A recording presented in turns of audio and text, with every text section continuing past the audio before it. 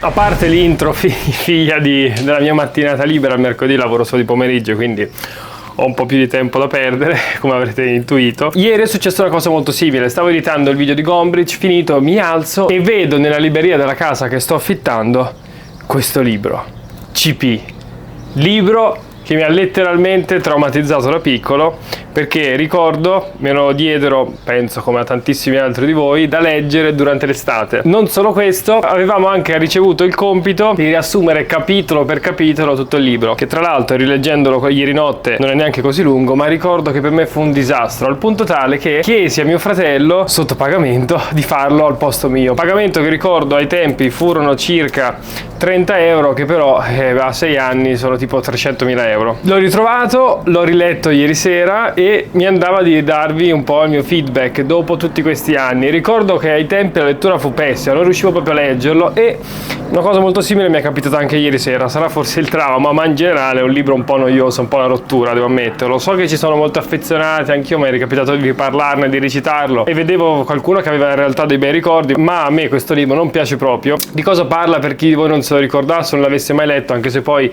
è molto complesso, perché è un libro che praticamente è 50 anni che viene letto nelle scuole, scuole che Mario Lodi, l'autore, scrisse insieme agli alunni della sua classe delle elementari, della scuola primaria, che avevano iniziato a guardare fuori dalla finestra insieme e avevano riconosciuto un partner che si riproponeva tutti gli anni, questi uccellini che soffrivano la fame durante l'inverno che arrivava, poi se ne andava, tornava la primavera, l'estate. Tutto questo ciclo viene raccontato brevemente in questo libro, il cui protagonista è CP. Perché si chiama CP? Perché appena nato, insieme ai suoi due fratelli, nomina questo nome, non fa Chip Chip ma fa CP CP CP. Questo è il motivo per la quale si chiama così. E cosa narra la storia? La storia narra tutto quello che lui vive nel primo periodo della sua vita e poi tutta la sua futura vita dopo aver incontrato Passery. Chi è Passery? La sua futura compagna, con la quale avrà altri 3 figli. E si riconosce che è una sorta di romanzo di formazione in cui CP all'inizio molto curioso, finisce in un camino, finisce quasi sparato. Tutto il libro è la narrazione di lui che inizia appunto molto curioso a scoprire il mondo, che poi a un certo punto si innamora di Passery e comincia ad avere le prime responsabilità della vita, che poi lo portano, diventato un po' più astuto, un po' più intelligente, a capire il mistero del Signore della Notte. Chi è il Signore della Notte? È un'entità che sembra apparentemente coccolare, rassicurare i passerotti amici di CP, ma che in realtà è un gufo che li mangia di nascosto. Loro a un certo punto vedono questi 2 fanali, queste luci, e sentono queste parole che li confortano, si avvicinano ma poi spariscono. Inizialmente non si capisce cosa succede, CP intuisce qualcosa, lo dice a tutto il villaggio dei passerotti ma loro non gli credono. Poi a un certo punto però gli dimostra, grazie all'aiuto di agenti atmosferici, vento, le nuvole, che tutto questo è vero e che quindi dietro il Signore della Notte si cela un gufo che poi attraverso uno stratagemma verrà portato a scappare pochi giorni dopo, circa 2 settimane dopo. Questa è la trama del libro, ma per chi di voi non si ricordasse o per chi di voi si ricorda, il libro è anche tutto cosparso di disegni. Questo per esempio è un disegno del sole chiamato la palla di fuoco, ma ce ne sono altri come per esempio gli occhi del gufo di cui vi parlavo prima. Vi leggo velocemente un piccolo estratto del libro che è il finale, nel capitolo La libertà, quando tutto si risolve e anche CP e Passery conobbero la felicità ed ebbero tanti figli, ai quali insegnarono le cose imparate nella vita. Ad essere laboriosi per mantenersi onesti, ad essere buoni per poter essere amati, ad aprire bene gli occhi per distinguere il vero dal falso, ad essere coraggiosi per difendere la libertà. È un libro in realtà breve, simpatico, di cui non ho molto da dire, ma quello che mi interessa a me più che altro era parlare, dato che questo è anche un momento della mia vita in cui ho affrontato questo argomento per tutt'altra motivazione, ma che magari vi racconterò in seguito, mi interessava parlare dell'atto della lettura quando si è così piccoli durante l'infanzia. Perché a me questo libro, tra super virgolette, mi ha traumatizzato? Perché la lettura forzata da piccolo è la cosa più noiosa del mondo. Mi ricordo proprio la consegna e dover leggere obbligatoriamente, riassumere questo libro, a me mi aveva messo in crisi. Non perché fosse chissà quanto difficile, ma ricordo che poi sono stato un bambino un po' particolare, che usciva un po' dagli schemi, molto energico, sono scappato dall'asilo per dirvi a un certo punto. Quindi l'obbligatorietà, la costrizione era ciò che meno volevo e che cercavo in tutti i modi di ovviare. Quindi nei primi anni della mia vita ricordo non lessi tanto, anzi al contrario. Ora mi conoscete qui su YouTube come un gran lettore perché lo sono diventato, ma solo successivamente quando capii che la lettura è utile e intrattenente. Nello specifico a me qualcosa scattò durante l'ultimo anno delle superiori, durante il liceo, perché mi ritrovai a casa diversi libri, nello specifico 3 che ricordo molto chiaramente, che iniziai a leggere, 3 libri completamente diversi l'uno dall'altro: La coscienza di Zeno di Italo Svevo, Le metamorfosi di Kafka e, ultimo ma non per importanza, al contrario, I canti del caos di Antonio Moresco. Le metamorfosi sono 60 pagine, La coscienza di Zeno 200 o poco più, e I canti del caos invece sono 1000, quindi anche le dimensioni cambiavano molto, ma non importava perché ero incuriosito, avevo trovato in quei libri delle vie di fuga, delle curiosità, un'utilità che mi spingeva a leggerli, indipendentemente dalla lunghezza degli stessi che magari a volte spaventa. Con CP tutto questo ai tempi sicuramente non era accaduto, anzi è un libro che odio, continuo ad odiare, anche ieri sentivo che c'era un po' di astio tra di noi, ma è importante chiedersi, secondo me, sia da docenti ma anche da futuri genitori magari, o anche semplicemente da esseri umani, in che modo noi che siamo ora così appassionati di letteratura possiamo bene iniziare gli altri. Con i bambini il tutto si complica un po', perché quando sono veramente piccoli fanno molta fatica a leggere, quindi se tu sei lì concentrato a capire la parola non ti godi poi tutta la narrazione, mentre con quelli un po' più grandi tutto diventa più possibile ma comunque non semplice. La cosa che ho notato con i miei laboratori, anche con i vari percorsi che ho gestito e fatto, è che tutti gli esseri umani, da quando hai 1 anno a 100,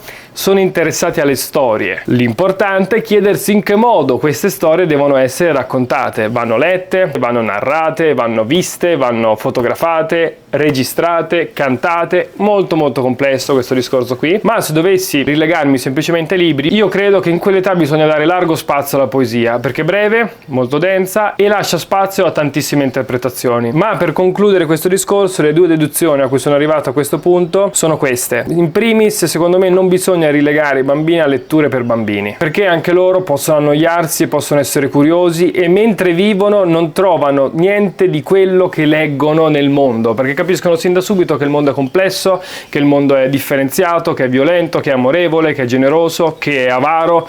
Quindi far leggere un libro edulcorato secondo me porta ad annoiarli. Che significa che gli devo far leggere Il Tropico del Capricorno di Henry Miller? No, ma comunque posso avvicinarli, anche se non a una lettura diversa, a comunque dei testi che sulla carta sarebbero troppo complessi per loro. In secondo luogo è importante secondo me dare a loro degli esempi, non predicare e basta, ma anche razzolare, cioè mostrare il più possibile ai bambini che abbiamo intorno noi nell'atto di leggere, cioè leggere con loro, mostrare a loro, farci vedere nel nostro tempo libero a leggere, perché noi in primis siamo curiosi e ci troviamo un beneficio. Io ricordo per esempio i miei genitori che mi assillavano, no, devi leggere, ma poi li vedevo raramente farlo perché le loro letture importanti le avevano fatto da giovani e poi adesso con l'avanzare dell'età, con la famiglia, con il lavoro facevano più fatica. Però comunque secondo me un tempo va ritagliato perché è importante mostrarci nell'atto di leggere. Anch'io quest'anno che invece ho lavorato con i ragazzi più grandi mi ricordo che mentre facevo leggere in classe Uomini e Topi di Steinbeck, che sono 80-70 pagine, quindi andavo sul sicuro perché conoscevo la storia ma era anche breve, anch'io mi sono sempre portato un libro che non era lo stesso ma che leggevo lì con loro. Poi quando ho tempo libero leggo e noto che loro lo vedono, mi chiedono, si incuriosiscono perché in quel momento in cui stai leggendo, richiamando anche un po' il capitolo quello stupendo in cui Sant'Agostino entra nella stanza e vede Sant'Ambrogio assorto a leggere da solo quel testo, lì la curiosità inizia ad animare tutti. Cosa sta leggendo? Cosa sta frullando nel suo cervello? E secondo me questa qui è una cosa molto importante. Motivare, dare tanta scelta, quindi formarsi anche noi docenti, anche noi persone che facciamo divulgazione su tanti libri per poi trovare il libro giusto per ogni persona, metterli alla prova e infine vivere da esempi.